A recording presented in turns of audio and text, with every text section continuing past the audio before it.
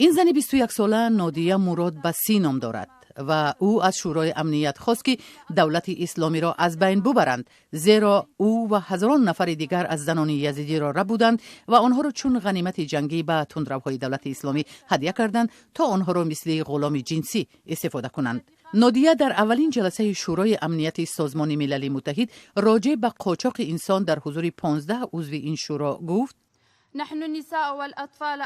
زنان و دختران را برای آن تجاوز می‌کردند که آنها دیگر به زندگی معمولی برگشتن نتوانند. دولت اسلامی زنان یزیدی را قاچاق می‌کرد. نادیه حکایت کرد که چطور او را ماه اوگوست سال گذشته از روستایش در عراق بودند و با اتوبوس به شهر موصل به مرکز دولت اسلامی بردند، به شهری که 1 سال پیش به تصرف دولت اسلامی درآمده بود. در آنجا هزاران نفر زنان یزیدی و کودکان را چون هدیه به تندروها می‌دادند. این مرد مرا مجبور کرد که لباسم را کشم و خود را آرا دهم. همین طور شب دهشت‌زا پسی سر شد و مجبور کرد که من چون عضو گروه جنگی و خدمت کنم. هر روز مرا شکنجه می‌کرد، می‌زد. بعد چند روز نادیه را به مرد هدیه کردند.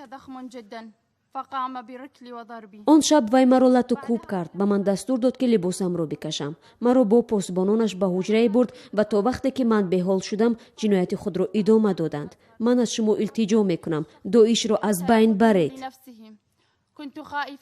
نادیه بارها تلاش کرده است که از دست این مرد فرار کند، ولی هر بار او را پاسبانها دستگیر میکردند.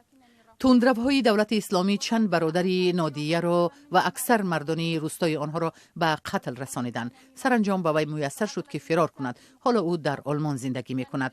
بعد از این سخنرانی احساسات اعضای شورای امنیت به جسارت این زن کفکوبی کردند. اکنون سازمان ملل متحد تحقیق می کند که آیا دولت اسلامی برای نابودی یزیدی ها و نسل کشی دست زده است یا خیر. با نظر داشته این، سازمان ملل متحد از شورای امنیت خواست که این پرونده را برای به مجازات کشانیدن به دادگاه بین المللی جرم و جنایت بفرستد.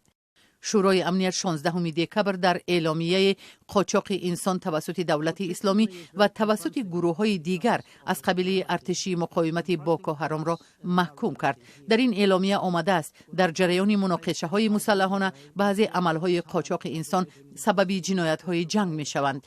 تندروهای دولت اسلامی بر این عقیده‌اند که یزیدی‌ها به شیطان سجده می‌کنند. در مذهب یزیدی‌ها عنصرهای زرتشتی، مسیحی و اسلام وجود دارد. حالا اکثر اهالی یزید که تقریباً 5 میلیون نفر را تشکیل می‌دهند از خانه و منزل‌های خود محروم شدند و در اردوگاه‌های خیمه‌ای در شمال عراق در کردستان زندگی می‌کنند.